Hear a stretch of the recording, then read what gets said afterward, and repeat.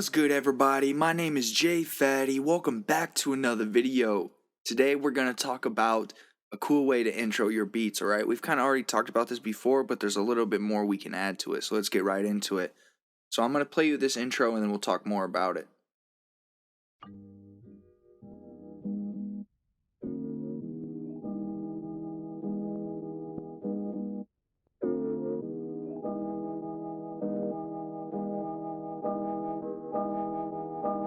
Yo, Fatty.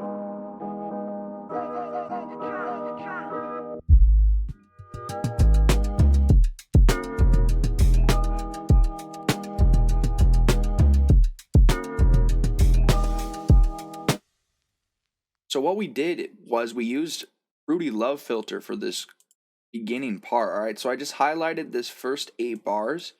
Then I added Fruity Love Filter right here on the master. You just put it in, you can find it under Filter, and then you can automate this. So I just automated the cutoff and kind of slowly brought it up while the resonance was down a little bit.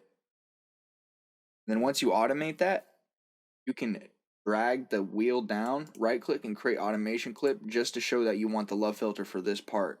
And when I did that, it created this automation clip right here. But instead of having that be the whole 8 bars, I actually dragged it out to another half bar past 8, all right?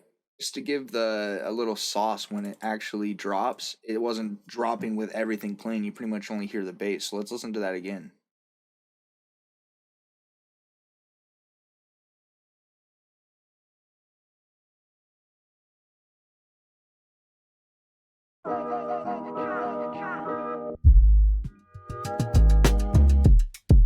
That's definitely a tip I would give you, is it doesn't always have to just come in like this.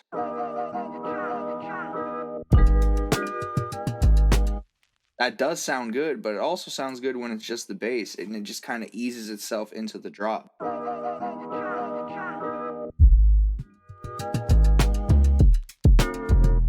Yeah, that's pretty much it. Don't be sleeping on Fruity Love Filter for your intros. It can do some really cool stuff. And then don't be sleeping on just trying little extra things. If this video brought you value, please leave a like, hit subscribe, and hit the little bell. Make sure you stay safe, stay striving, and always be getting it. Much love, yo. Peace.